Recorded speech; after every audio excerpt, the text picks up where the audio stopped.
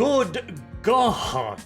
Allah, Jesus, Shiva, Buddha, whatever deity you prefer, this might just be the worst beta I have ever seen. I would like you to just feast your eyes upon this. This vehicle and this aircraft attempting to do movementy things within this video game and having a damned hard time with it. And I can reassure you, it is just as awful to control as it looks. And this isn't lag, mind you, this is 100 milliseconds ping. This is sheer, unadulterated graphics chug. And this problem is endemic. The forums are filled with complaints about incredibly poor performance. Now, for reference, my computer is getting a little long in the tooth, but it's still a quad-core 32GB RAM machine with a 1080 Titan in it. And I can't run this game on low! With all of the bells and whistles turned off, it still chugs like there's no tomorrow. And it is particularly bad with the vehicles. The tanks, the aircraft, the helicopters are just damn near unplayable. You will see helicopters just whizzing across the terrain doing insane maneuvers at every moment because that's what the chug forces you to do. You lose complete control over the vehicle with the slightest movement of the mouse. You can kinda make aircraft work by operating them purely via the keyboard, but that's not exactly an ideal solution. The infantry combat gameplay, it is better, but it is far from flawless either. And it's really difficult to tell what exactly is going wrong often. Take this example.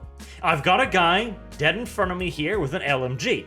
There is a box in front of me, but I'm very clearly shooting over the box, and yet seemingly my bullets are either detonating halfway over the box, or simply not hitting the guy, or simply not doing damage. For all I know, the player might not even have been in that position with all the rubber bandy nonsense going on. And that also in turn makes it really difficult to talk about the actual game. The run and gun gameplay feels alright, but it's very difficult to truly judge when the game is performing this poorly. When it comes to vehicle combat, it's just bad. It is just actually awful. Attempting to aim whilst your gun is jumping all over the place, your model is moving erratically and unpredictably, it's not very fun at all. And the helicopters, for some reason, the helicopter controls are tied to the helicopter and not the screen, meaning that you constantly have to keep your eyes on the helicopter to figure out what kind of a tilt you are at. If you're moving forwards or backwards, if you're moving to the sides, or if you're moving up or down. Just bind it to the goddamn camera like normal so I can see through visual feedback what goddamn direction I'm going, or at least make it a bloody option. Though what I guess I can talk about is the class system, or more correctly, the complete and utter lack of one. Instead of having different classes like medic or engineer or soldier or anything like that, you know, the battlefieldy stuff, you have a bunch of quote-unquote hero classes. You can choose between a soy boy in a cap, a Bob Spencer, a socially awkward voyeurist, or an old woman. For reasons of diversity, I presume. And they have one or two special abilities, like a grappling hook or a little drone spy camera.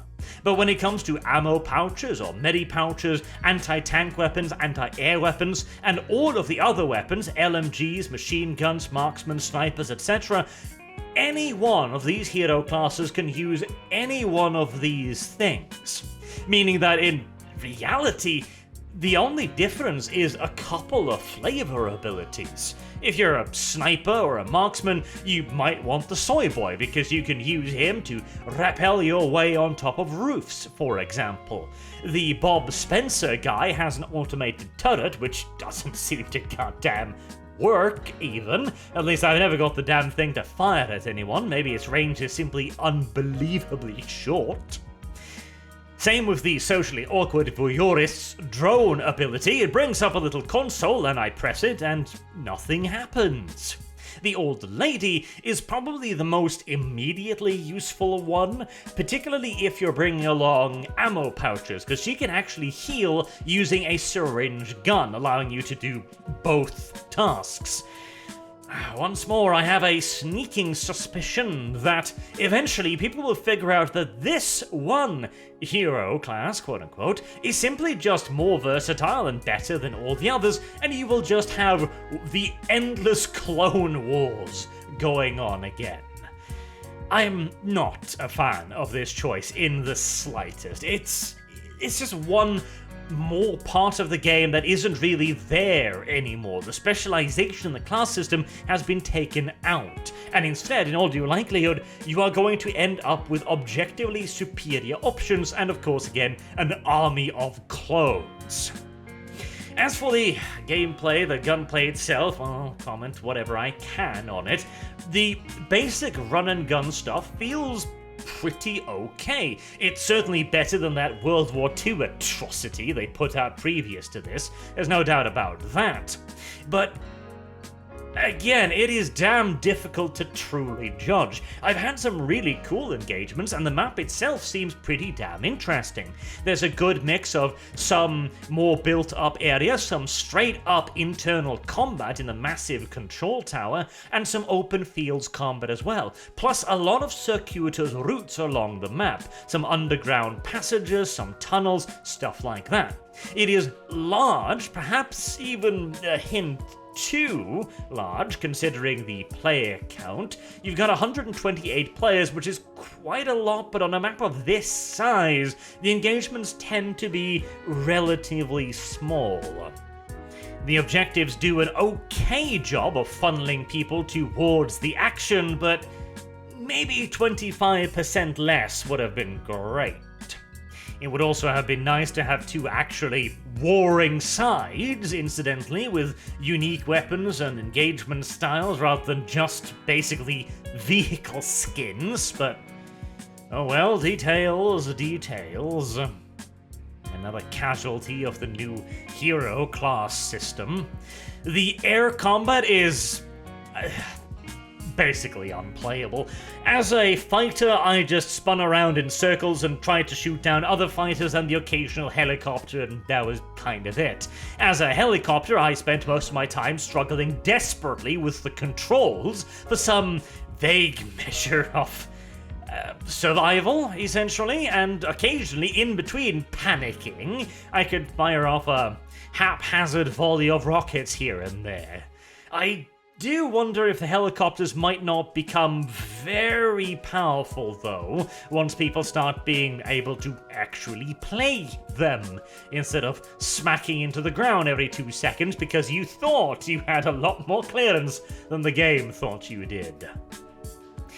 However, again, any real comments on the gameplay right now is actually just pointless. They need to make the game function first. They need to make the game actually run first, and then we can talk about whether or not it is a good game. So for now, my recommendation is damn simple.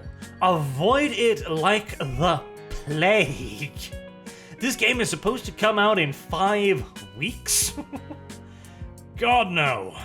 If you are interested in playing it, then, do the open beta whilst it's happening, but do not pre-order this game. Do not give them money, and before you do, make absolutely sure you've checked that they have actually fixed the performance problems, because right now, it is just not a functional product, which is a damn shame because I had quite a bit of hope for Battlefield 2042. It looked like a return to form in many ways, and it might still be. I still have some hope, but my God, their programming team need to have a fire lit under them if they're going to have any hope of getting this ready in a little over a month. Until next time, I've been Arch. Thank you very much for watching, and I hope to see you all again soon. Till then, have a good day.